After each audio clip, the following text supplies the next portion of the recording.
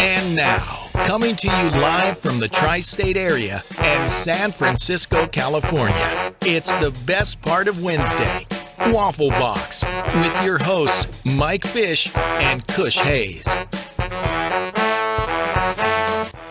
Welcome to Waffle Box, the podcast where we talk about anything, everything, and nothing all at the same time.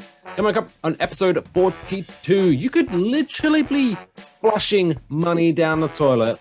We got this week's dumbest world record of the week, Kush's movies, Laurel review, and so much more. I am Mike Fish, and I am joined, as always, by my right-hand man, Mr. Kush. Hey, Kush, how you doing, buddy? What's good, y'all? Kush Hayes here for episode 42 already, huh? No, that is, 42 is the answer to everything. Is it the really? Answer to life? 42 is the answer to life. Is that a pop culture reference that I'm missing? That's a Hitchhiker's Guide to the Galaxy reference. Oh. What is the answer to the greatest question? 42. How long is anything? 42. I guess it 42. works. Mm-hmm. Look at that. Hitchhiker's Guide to the Galaxy. Yeah, Douglas Adams. Special British episode. Thing. Surprised you're not on it. I knew of it, but now I feel like we should have done something more integrated it. Like the Podcaster's Guide to the Galaxy or something like that. Oh, that'd have been fun. Oh, well. Maybe for 142. We'll do. Maybe. What have you been up to for the last 7 days on this world that we call Earth, you little rascal? Well, shit, man. We had 3 days at the Unnamed Footage Festival, the 5th year of it, and we'll talk more about that. We had a catastrophe last night, getting a microdose number 109 created. Drew Angelman's going to be on the show this Friday. We're going to do our annual Oscars special. We're just covering what's the best picture because, there's so many categories and only so much time. And then, so many hosts this year as well. Oh, really? See, I'm not even up to date on that. But the point of all this is in the middle of the recording, and this has never happened with me before, is my laptop, the laptop we're talking on right now, completely just crashed on me. No rhyme, no reason. I didn't have another website open. This computer is not allowed to go to funky other websites. So, I keep it pretty sterile. And it's just, I guess it was bound to happen after hours and hours of recording. Were you on like a marathon session yesterday? No. See, that's the thing. I mean, it was only long enough to prep for the episode and do the episode. And about 25 minutes in, it just crapped out. So there's still an episode coming out this Friday. Drew will still be on it. Kai will also be on it. I will not be on it after a certain point, but that's just how life is. Life gets in the way. Did you seamlessly add some audio footage in there, or did you just kind of all of a sudden disappear and Kai takes over? I put in a disclaimer explaining everything I just said, and then I just disappear. There's some static and a movie reel sound for about 30 seconds, and then Very they clever. come back. Yeah, you gotta merge the two clips somehow. Well, obviously yesterday. So yesterday was March 22nd. First day of spring, baby. Which I found out was William Shatner's 91st birthday. Yeah, happy birthday, Captain Kirk. Happy, but I would not have thought he was 91 years old. That guy, because he sent out a tweet saying he was celebrating with family with his horses. He was going horse riding, 91st birthday. What the hell has he been doing? Has he been drinking at the Fountain of Youth? People have actually asked this of him when he was just in his mid-80s, and he attributes to it. He gains about 5 pounds a year intentionally, and that stretches out the skin. So he's got a chubby ass face, but no wrinkles. Oh, so there you go. Which is also terrible for your heart as well as the rest of your health. And yeah, once you get to 91, you're thinking your time's coming up soon, so you might as well look good. I guess so. Who knows? I mean, he's Captain Kirk. He could science could keep him alive to his 200. Maybe. I mean, he did just survive the the astronaut thing he did a couple months ago. So He did survive time in Jeff Bezos' pocket rocket. there you go. That was what I was looking for. Yeah. Because Jeff Bezos' Amazon rocket does look like a penis. Mhm. I don't know if that was Indeed. intentional or not. That has to be a design thing, right? Because there are other movies they had out there balls. about the rich guy who bought his own rocket, and sure enough, it looks like a dick and balls. Like I can't. There's at least 2 or 3 movies with that joke before Jeff Bezos was a thing. I mean, every rocket looks like a penis, really. But this Very had phallic shape. balls. This had It had balls. No, I know what you're talking about. Huevos. If you're watching the video version, I'm Cojones. cupping the balls right now. Nards. I'm cupping Jeff Bezos' balls right now. That's what you're going to get this week. Anyway, what have we got to look forward to this week? I guess heading to the first story this week. So a young gentleman from my side of the globe, although he's from Collingham in Nottinghamshire, not my neck of the woods, but England anyway. So he thought himself, you know what, I'm going to treat myself. I'm going to buy myself a nice new pair of boots. Sex boots. I actually don't know what the boots look like, but I'm sure they're going to be good. Anyway, so he ordered this from ASOS and his boots arrived, happily days. But then he discovered that in the box, he got some extra treats. I don't know whether this was a promotion that ASOS were running or anything like that. Because, I mean, everyone's done that every now and again. You know what I mean? Where you order something and then they might like throw a little extra something in there to say, thanks for order, mate. That's really nice for you. So now, was it something extra or was it just something different entirely? I thought I read it as like he didn't get his shoes or whatever it was supposed to be. No, he got his boots. Okay. But what came in the box with the boots was a pair of underwear as well. Now, this in the article, it says, and this is where it gets really interesting. Repulsed by his discovery, the law student donned protective gloves to investigate further and quickly realized that the underwear had been worn. It's a disappointing feeling too when you know that, and it's awkward when it's already your own underwear because you feel it. You're like, wow, what did I do yesterday? But then it turns out to be someone else's. That's just a whole other level and weight of just funk that is just unwelcome. And because it's on 2 levels here. Because obviously, one, why was there a pair of underwear in this box as well? Why was there 2, a pair of used underwear? You have to think.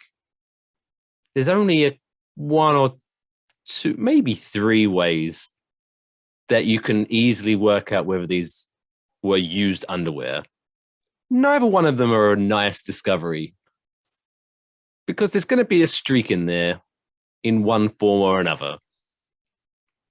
And Do you think they were streaked? Because I feel like if that was the case, the mess would be greater.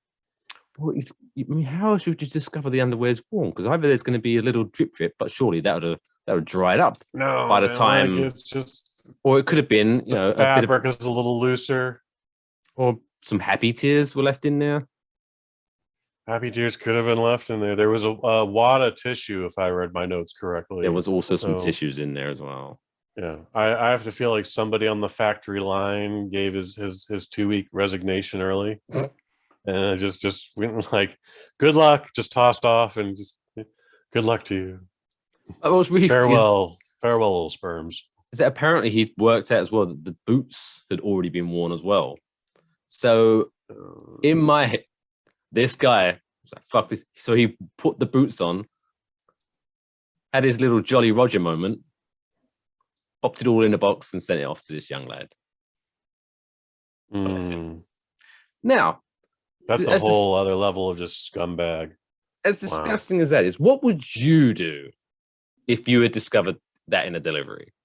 Well, you definitely got to complain. You got to call that customer service number and say, hey, boundaries, what the hell? Well, so this guy, he placed the items back in the box, took photos of the goods, placed the box in the garage, or garage, as we call it in England, and sanitized all areas and his hands. I initially contacted their online staff, he said, and customer care, they stated they would receive a refund for the shoes. Fair enough. But then he said, I believe a mere refund was unacceptable for this sort of case and decided to reach out to their legal inquiries team. I now feel so reluctant to purchase goods online due to the fact that I have been exposed to the situation due to the lack of quality checking. This is not a 19-year-old speaking. This is like he's been coached to this. I don't understand how the process of those shoes must have gone through, and no one noticed either product in the shoes and unsaid yada yada yada.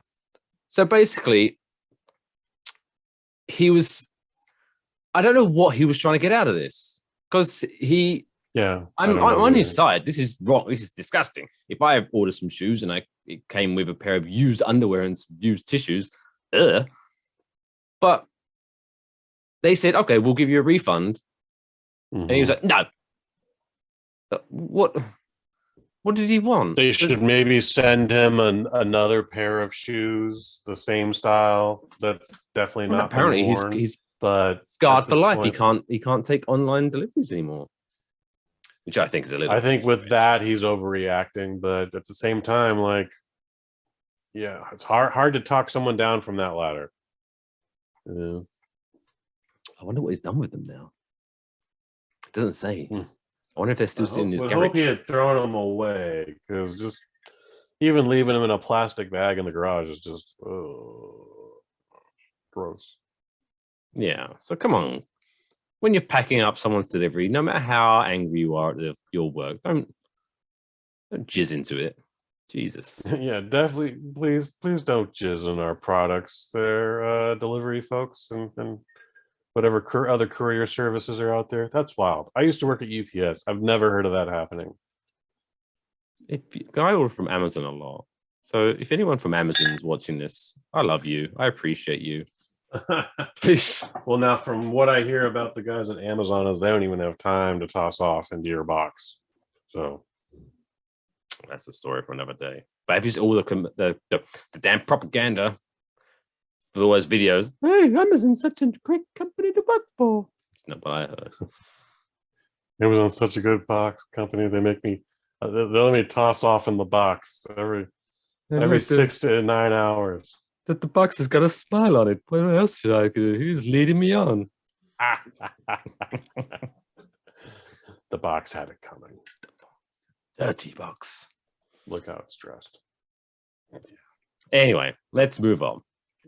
So this isn't going to be the world record segment of the week, but this does talk about world records. So an unhappy New Zealand couple who applied to have a massive vegetable. There's the connection from the previous story. Named Doug. So they named their vegetable. That's already a good start of the story. They're already losers for that. So Doug was recognized as the world's heaviest potato by the Guinness World Records.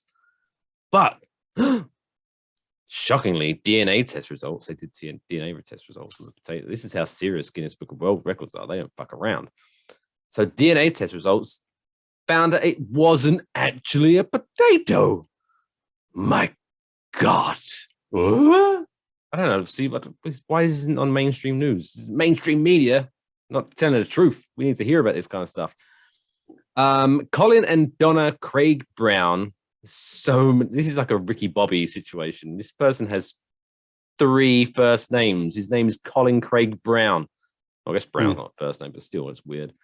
Who unearthed the 17.4 pound object from their Waikato farm in August 2021, said the Guinness World Records requested a sample of Doug. Stop calling the fucking thing Doug. For DNA testing as part of their record application, and they heard back from the Record World Organization on Sunday. The Craig Brown said Guinness World Records said the sample tested by Science in Advance of Scottish Agriculture, or SASA, as the kids on the street call it. And the examination revealed that Doug the Spud was actually a tuber of a type of gourd. Right, Kush. Gourd. Educate the good people of the Serial Squad, and me, to be fair. What the fuck is a gourd? Good. No idea. Never heard about it before this story. I've actually seen this story float around the last couple days as well. It's like, I don't know what that is. Is it a root? It's clearly not a potato, but It's some kind of vegetable, surely, because it's grown in the ground. it's clearly native to New Zealand. But yeah, again, as we've discussed on the previous world record segments, Guinness insists you fly them out there. So that was an expensive plane ticket, I'd imagine. First and class then, for that of course, a room potato. and board. I mean, the best First for class Doug. for the potato. Well, Doug stays put. He's not going to the airport. Guinness is coming here to New Zealand. And yeah. Also, how thorough does this have to be? And why is it like Guinness already declared, like, sure, biggest potato in the world? And they go, like, well, maybe not. Thanks for the vacation, by the way. Enjoyed the holiday. Yeah, from New Zealand, the 15-hour flight from Scotland. This is brilliant, though. The Craig Browns were quoted as saying, "I'm disappointed, but he's still Doug, not the biggest potato." They've given him a new nickname. It's Doug, not the biggest potato. Like every potato could be called that. The worst I have nicknames are the ones we give 16 ourselves. not the biggest potatoes in my cupboard right now. Colin Craig Brown told stuff.co.nz, "It's been a roller coaster of potato rama. We hopped on the roller coaster, eyes wide open, and enjoyed the ride. And this was the last real twist." So we've learned from this story that one, this guy loves potatoes, and two, he's got a weird obsession with roller coasters. He really likes to slide that into conversation. This is not a roller coaster. But this saga has inspired him to make a new attempt at growing the world's largest potato. So he's going to keep trying. Bless him. Why don't he just take the record for world's biggest gourd? Yeah. So what the hell? Just scratch out potato. You write gourd in crayon. Problem solved. Jesus Christ, people! Like, these are big heads here. Guinness World Records just wrote back, "This is good." Yeah, obviously. Did you think I thought it was a potato? No, I'm not stupid. Come on, Guinness. What have you been drinking? Guinness. What have you been drinking, O'Doul's? But anyway, he said he's inspired him to grow my potato and really get stuck in, draw on all the knowledge and scientific know-how that I've accumulated through the process with all the experts. I'm really going to give it my all. How much are you really trying to grow a potato? Like once it's in the ground, was he just going to sit next to it going, come on, get bigger, you bastard. So I don't know. I imagine much like the Russian gymnast, he's supplying it with supplements. Potato on steroids. Mm-hmm. Be fantastic. But anyway, it turns out they're gonna make it into vodka. Okay. So, why not? Why not? So at least he'll be happy. World record vodka. There you go. That's that doesn't really roll off the tongue very well, but you guys figure it out. You guys figured that out. All right, from one failed world record attempt to one that was successful but even dumber, it's time for this week's dumbest world record of the week. Why? Why? Why would I? Why? Why? Why? Why? Why? Why? Why would you want to do that? Why would you do that? This week is a return. They were so good last week. We brought them back this week. This is a return of our good friends, David Rush and Jonathan Hollywood Hannon from last week's Dumbest World Record. They're back at it again. Oh my word. Give the good folks and myself a recap what happened last week. So last week's Dumbest World Record was David Rush and Jonathan, self-proclaimed Hollywood Hannon. They broke the world record for popping balloons between each other. Oh, yeah. Are these two gentlemen getting married now? No, but they're getting weirder. Oh. Yeah. So recently in Boise, Idaho, which... Stay weird, Boise. Stay weird, Boise. So they had to break the world record of most ping pong balls caught in shaving foam on someone's head in 30 seconds. So, David, sorry, not Doug. Doug was the potato, not the potato. He's not a potato, he's good.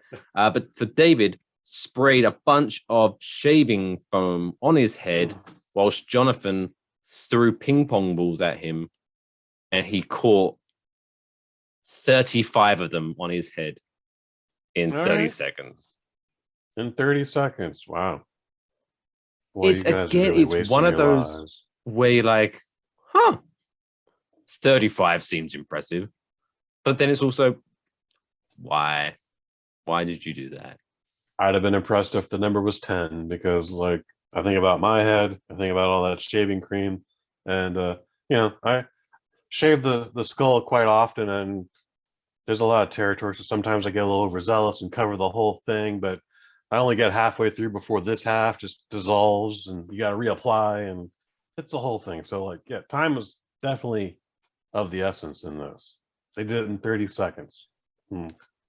I always wonder what the process is here. Like, do they sit there with maybe like random words in buckets and they like draw one, like, okay, ping pong balls,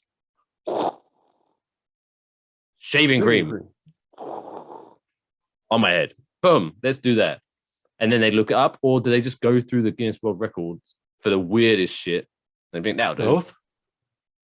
Probably both. Maybe we should do that next week. I mean, we're not going to try to attempt to break a Guinness World Record, but maybe we could work out some kind of random Guinness World Record generator. I can't imagine you gentlemen are impressing the ladies with this detail. I know it's Boise, Idaho, and no disrespect to the rest of the flyover states, but I mean, what I love is I hope that when they go on vacation, and they go, oh, what's your name? Hey, I'm Jonathan Hollywood Hannon. Oh, where are you from? Boise, Idaho. Why do they call you Hollywood? Well, no one calls me that. Yeah, I called that myself.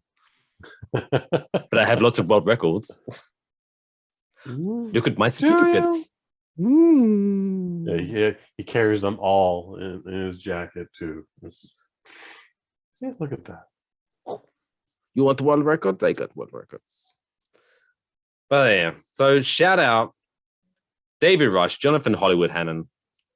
We salute you for this week's dumbest world record of the week. Guys, Subway's always hiring too. Like, just don't.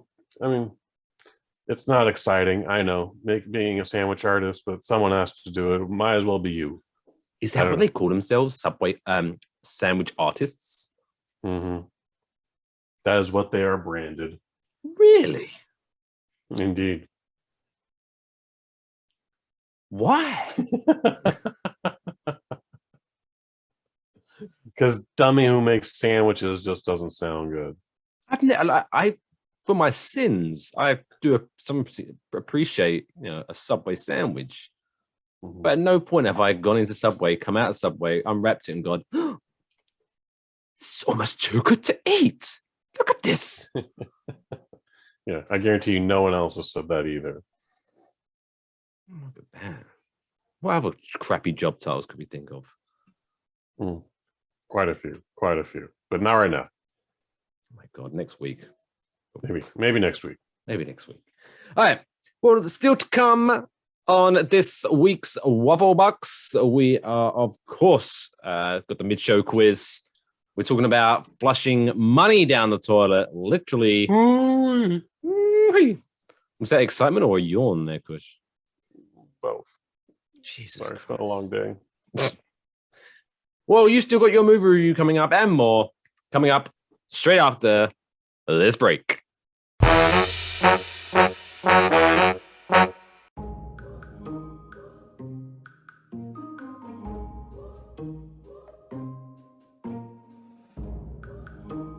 Hey, you. Yes, you. Was you thinking of having that beer? But my friend, it's only 10 a.m. Won't everyone judge you for drinking this early? Don't worry, we've got just the thing to help you. Your very own Waffle Box mug. And now, everyone will just think you're drinking coffee, so you can enjoy your morning beer judgment-free. Go to wafflemerch.com to get yours today. All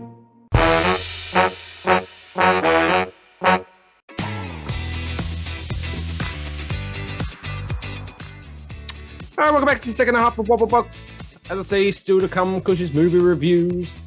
We got how you could be flushing real-life money down the toilet, sort of.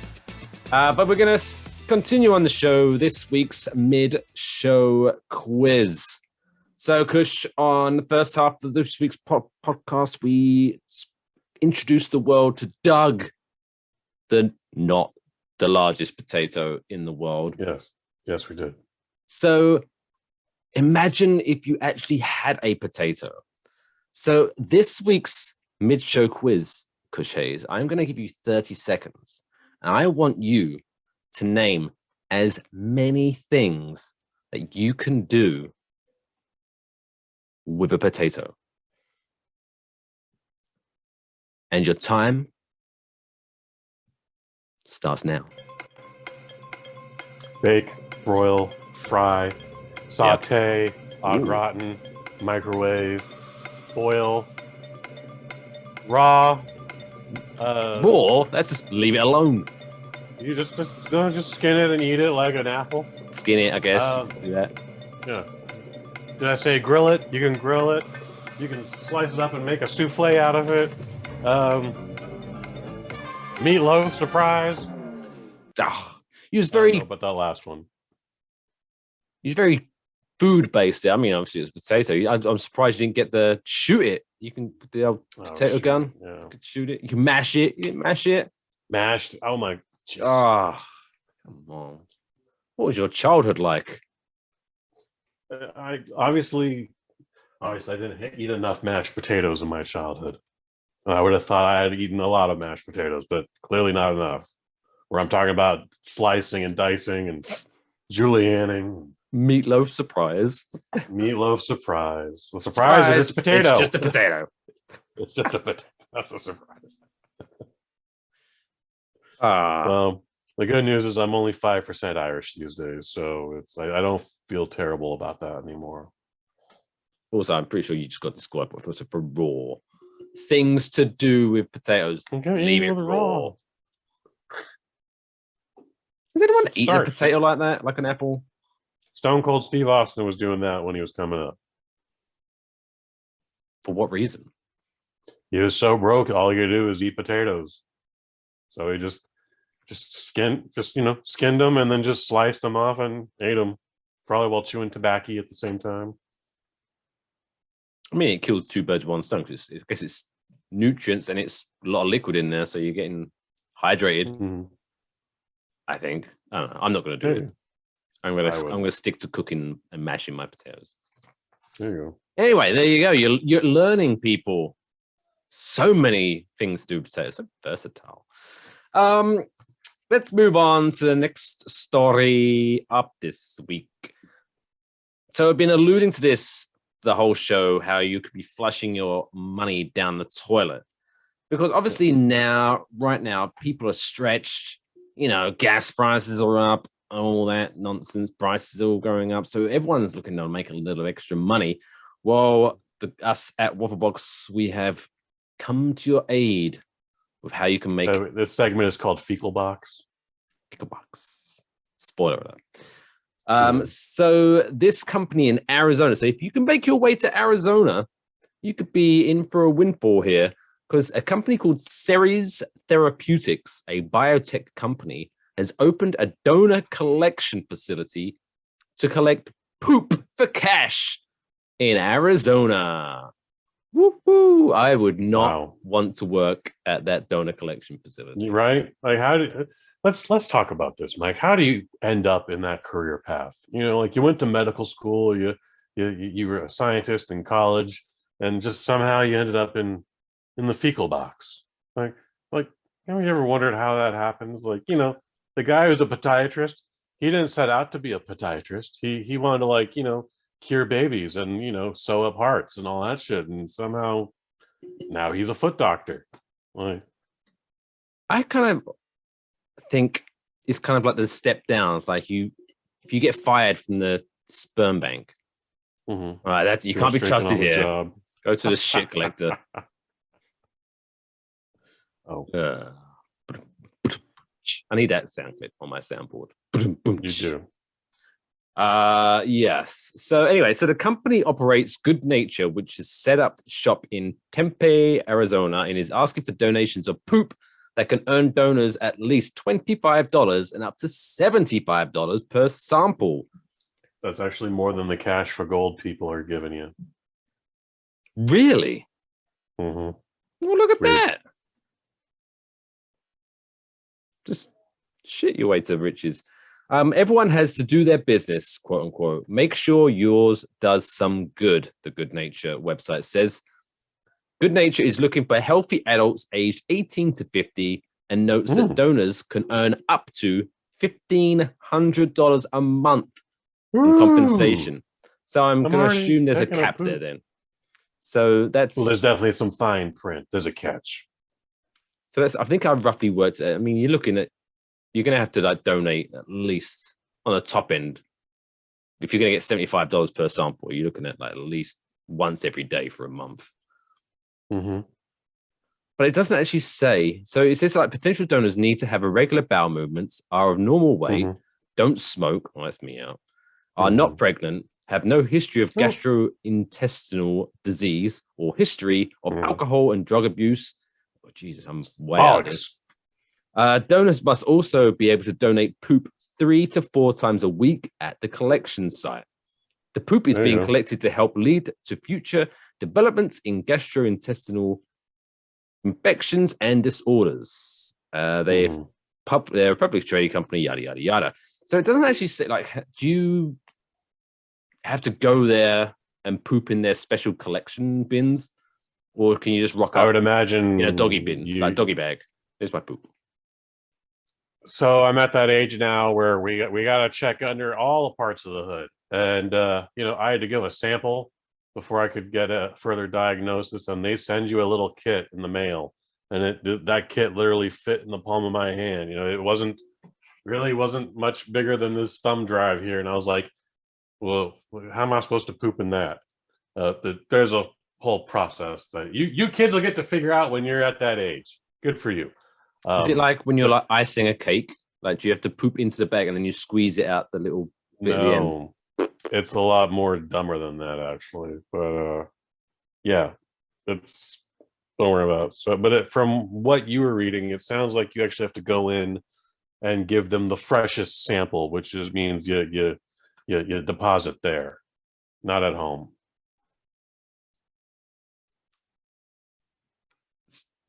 I was going to say something. So it's like a shit job, but someone's got to do it. That wasn't that good. That wasn't that funny. But yeah, next time. I wonder how much the people there getting paid. Like, do you reckon they're getting $1,500 a month? Like, people are sitting there going, "Oh, fucking hell!" I would hope these people are getting more money than I am. Yeah, they should definitely be getting more. I mean, in all seriousness, I'm making fun of it. But if I was in Tempe, Arizona, I'd pop over there to take a shit every day. And if you're in Tempe, Arizona, you ain't doing much of anything else. That's for sure. It's extra bit of money. Extra, what's that? $1,500 a month.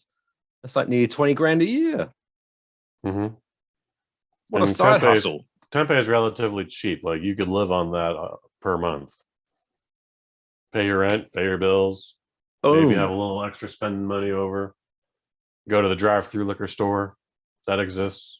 The problem is, though, if that was your only source of income, at some point when this dries out and you need to get another job, do you put this on your resume? Yes? Question mark?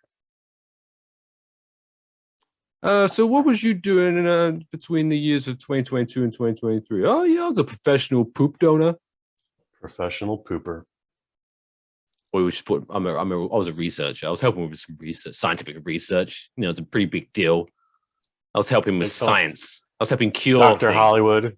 They call me Dr. Hollywood. Dr. Hollywood. Even though I'm from Boise, Idaho. And I'm not a doctor. Well, I'm not a doctor. But other than that, call me doctor. Ladies. Now, can I buy you a drink? Is that money dirty? Technically. Technically, yes. That was before I touched it, though. I don't want your poop money. Your poop money's no good here, Hollywood. Oh, I think we're on the show. Poop money. My poop money. My poop money. Why's my poop money no good for you, man? Anyway, so there you go. If you're in Tempe, Arizona, go donate your poop. Make some extra money. Tell them Waffle Box sent you. That'd be interesting if we started getting referrals. Yeah, if we can listen. Hey, yeah, go to this. Use promo code Waffle Box. Get an extra 5% on top of your poop donation. You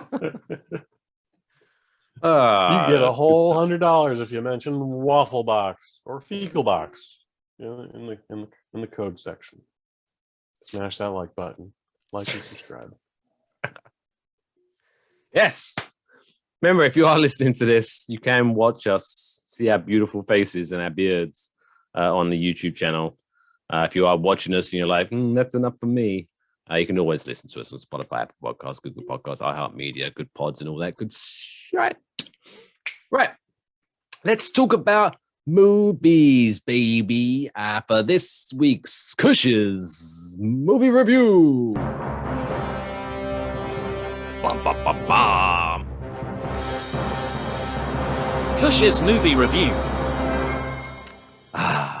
This week, I mean, we just get the gift that keeps on giving because it's not only talking about one movie, we're talking about plural. So you went to the Unnamed Footage Festival 5 recently. Fifth year in a row.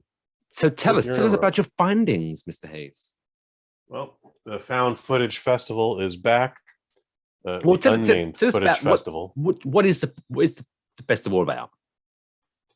Festival is a celebration of found footage films. Example of this is like the Blair Witch Project or Paranormal Activity.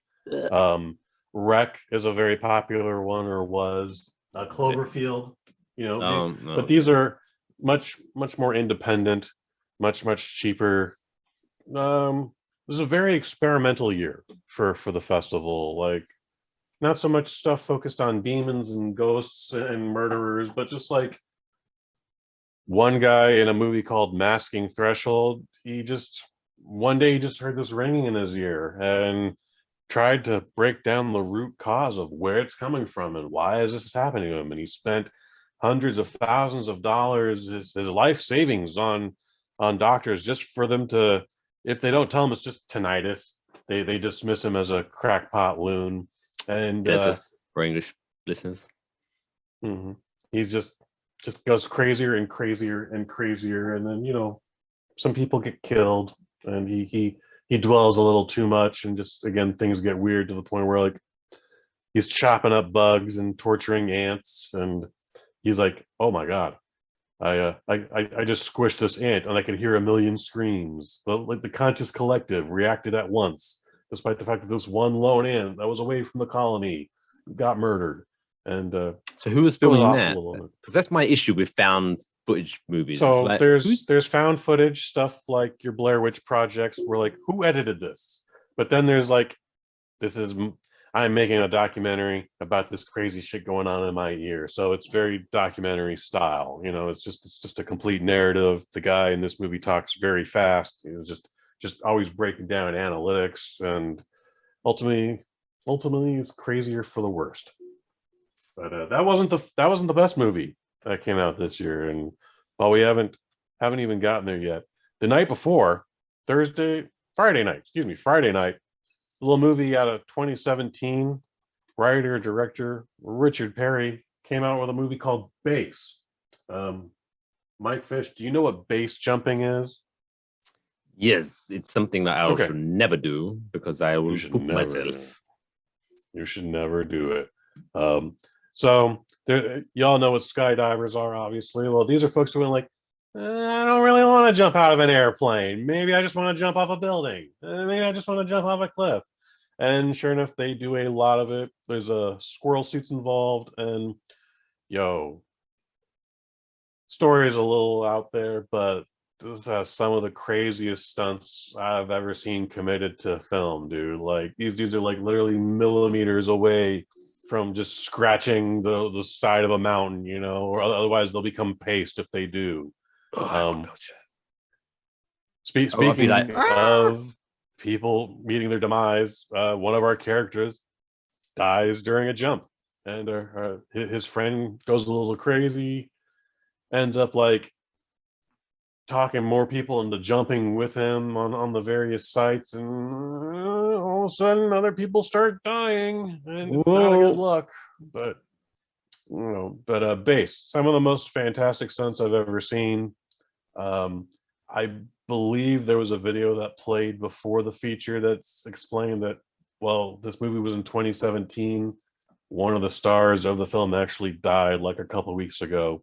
You'll never guess how. A jump gone bad. Base jumping. So that he didn't even movie learn from his own was movie. amazing. I guess not. Well, this movie was definitely about pushing the limits. Where the opening scene is, the two bros. They're on the face of a cliff, and one of them's like, he's maybe got half a foot between him, the mountain, and just the abyss. And he goes like, no, you have to go out further. He's like, dude, there's like half a foot left. Like, no, you have to go further out onto the ledge. He's like, it's half a foot. No, if you don't go further out on the ledge, you'll become ketchup all over the rocks here. And that ultimately does happen with one of our guys. He didn't step out on the ledge enough, or slipped, and bad times. Stupid times. But amazing visuals, dude. Again, it's just dudes in those squirrel suits with a little GoPro, and they got one in the front, one in the back, and again, they're just, their arm here is probably brushing against the side of the mountain when they're doing their shit. I wouldn't be able to. I would be like freaking out watching that. Like my vertigo would be like spider sensing up. Like, it's I didn't have the sense I did when I saw Robert Zemeckis's The Walk. Do you know what that is? no. Robert Zemeckis, the guy who did Back to the Future, Forrest Gump. Well, I know He did this movie about. All right, well, for those that don't, he did those movies, and this is about a true story of a French trapeze artist who walked between both towers of the World Trade Center when it was a brand new thing, and while it was still there. While it was still there, that's the biggest. That was biggest detail. the important part of the story. But things get so out of hand, like the cops don't know what to do with it. Like at one point, Joseph Gordon-Levitt is literally on the middle of his trap wire, and it's shaking, and it's already windy enough. But then all of a sudden, just a police helicopter comes and is like, "Hey, man, what are you doing out there? Maybe you should get off that rope, man." Are you lost? Exactly. So that I had like the sweatiest of palms in. But Base, fantastic movie. I would definitely recommend watching it on the biggest screen you can see it on. But then we had some funnier stuff like the Zand Order. A mother lost her child. She believes to a Hilarious. Cult, and with the help of two other women, sets out on a quest to find her daughter. The hilarious part of this, Mike Fish, is that this is an amateur filmmaker, and they just picked the first two actors that showed up. And actors should be heavily hit with those quotation marks, because they're just two women. They're reading their lines, but the tone is never consistent, and it's one of those it's so funny it's bad movies. Oh my God, can you believe this? No, I can't. Yeah, something like that. There's actually a lot of yelling and incoherent babbling and oh my God. But when you're with a crowd after you've had a pint or two, it is a hoot. It's a hoot, nanny. It's a hoot. Curse of Aurora, that's a really good time. That does lean into the paranormal, and it's just some filmmakers go to Canada. They're gonna try and make this movie about a little girl who was killed, and some people see her ghost, and bad things happen. It's it's Canadian Blair Witch Project, but you shouldn't let that hold it against you. It's actually a very entertaining film. Just before But then kills people. It's like, oh, sorry, my bad. Sorry. Well, we get into another cult, and there's several themes going on throughout this whole festival. But just to bring it to a close, which we're still not even close to, the final day is the strongest day. There's a movie called Wessons. It's out of South Africa. Just an unidentified object. It's not even flying. It just crashed to Earth. At first, they think it's giving off radiation, but sure enough, like it's producing life forms, and that's definitely like a scientific research documentary style film. That people just found. That's a good one. The one that I thought stole the show is a Mexican film called Petrification. Now, I actually had the pleasure of interviewing the director. That's going to come out in April. His name is David Torres. His English ain't too good, but we had a pretty good interview. And his whole gimmick is, do you know what a 360 camera is, Mike Fish? Yes. Okay, great. For those who don't, it's just a camera that has a 360 degree lens on it. And this dude gets some of the most fantastic visuals out of this movie. The story is so strong that when we get to the paranormal shit, I'm just like, I don't know why we needed that, but all right, whatever. It's a good gimmick. I thought, we maybe do it 2 or 3 times, maybe rule of 3, but like he does it 6 or 7 times. I never get tired of it. It works with the scene. It's a very interesting film. And I think once more people see this film, you're going to see a lot of copycats out there trying to make a better film with a 360 camera, which is going to be hard already. There's a short film called Bolt Driver, which was literally just a fan film of Taxi Driver, but for Uber. It even at the end credits, like based on Taxi Driver. They weren't hiding anything. All right. Please take our money. Legal teams.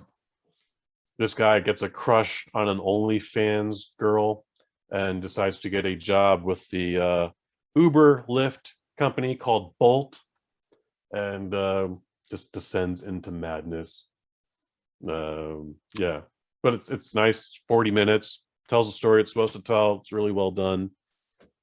And then the Alien Report. This is the last film we're going to talk about tonight. The Alien Report is about a kid living in, if not Chicago, lives in Chicago. He's been abducted by aliens. Man, just to put a little HD camera in his hearing aids, and we get to see the footage that he captures when he gets abducted. And it's if you've ever seen the movie Communion with Christopher Walken or D.B. Sweeney's Fire Down Below, this is a lot of what you were hoping for in those 2 movies. Like in those 2 movies, you maybe see the alien for like 2 to 3 minutes. Like it's kind of disappointing if you're into watching science fiction films about aliens and alien abductions. Like Signs. Yes. In fact, I would say Signs has more aliens in it than those 2 other movies I mentioned. Okay. But the Alien Report, a lot of fascinating special effects. Again, interesting visual filters. It tells the story it's trying to tell. It's a good time. This was a very experimental year for the Unnamed Footage Festival Part 5, but it was a good one. I wish more people could have come out, but COVID is still a thing. But for those of you who are still not comfortable coming to a movie theater, they're going to do another version of their online festival in May. 8 to 12 new features that weren't played this weekend. More to come when I find out about it.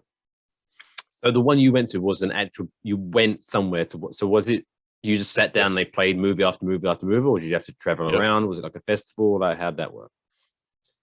So it was 4-day festival. We missed day 1 entirely, and that was at whatever venue it was. We didn't make it.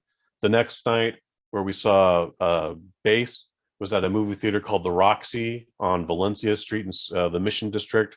And then the final 2 nights were at the Balboa Theater out in the Richmond District, again in San Francisco. And that one, it's 14 hours. So just sit down. A lot of directors and filmmakers at the festival this year, so there was as many Q&As as they could squeeze into it. 5-10 minutes, nothing too long. Otherwise, you just go out, have a smoke. I went to go get lunch a couple times. You come and go as you please, as you need to. I try and go through the program and go like, maybe I can miss this one, and hope I'm right. So nice. So they do they do this every year, I'm assuming. So this is the 5th year they've done this. They last year was their biggest year because they weren't just stuck in geographical San Francisco. This last year was an online festival, so the entire world got to experience it. And again, there'll be another version of that in May. Beautiful. Check that out. I will stick a link in the video description of this because I did find the website. Good times. But yeah, check all those out. And the virtual one coming up in, was it May, did you say? Sometime in May. I don't have the dates in front of me, unfortunately, but Well, unnamed.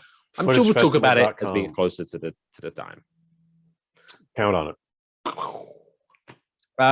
Perfect. All right. Well, that was that. It's time to end the final story on a heartwarming note because it's going to be this week's feel-good story of the week.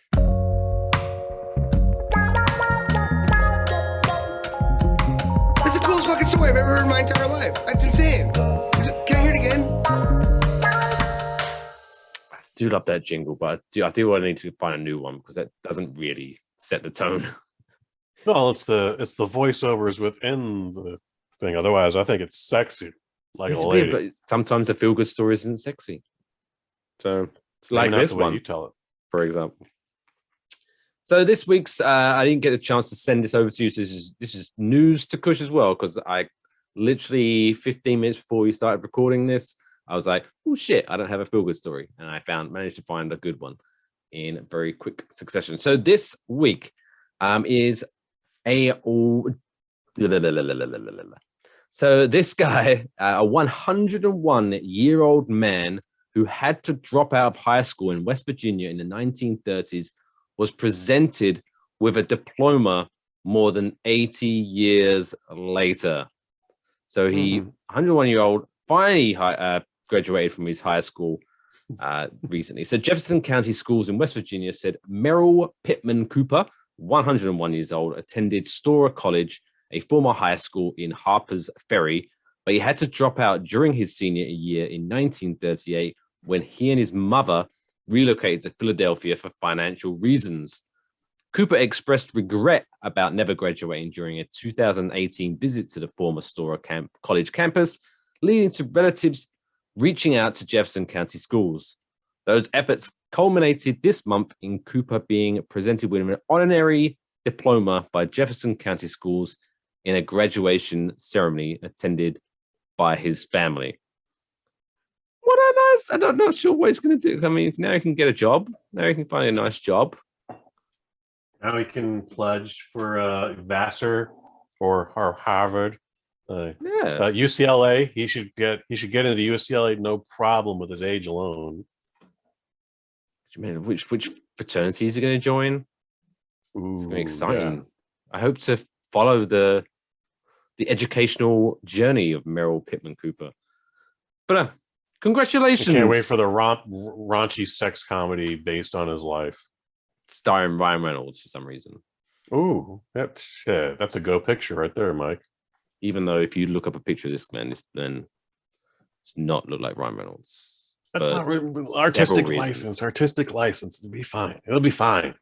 Probably have to be like Denzel Washington or something like that. Well, it'll be a revisit to. It could be a sequel to Van Wilder. Van Wilder. Ooh, yeah. I like that. I mean, has that movie ever been made? That should be like 101-year-old goes to college. What's the wacky things he gets up to? Well, I mean, Rodney Dangerfield had Back to School, but even then, I think he was his 50s, maybe late 60s, maybe not late 60s, but yeah. What about old school? What was Blue? Old school. Those guys were And there's Blue. Yeah, Blue is You're my boy, Blue. Blue's like in his 90s. You're my boy, Blue. Blue, you're my boy. Was he technically at the college, or was he just kind of friends? I can't remember. He just wandered in. He was not a student. But there you go. So again, we salute Merrill Pittman Cooper, 101 years old, finally getting his high school diploma. Right.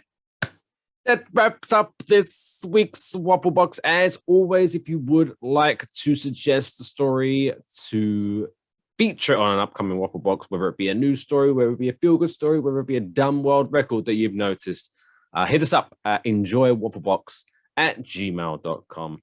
If you would like to support the show, of course, make sure you hit the follow, subscribe button wherever you're watching or listening to this. Tell a friend, tell a family member, tell your pets to check out Waffle Box. All the links that you can enjoy the show at enjoywafflebox.com.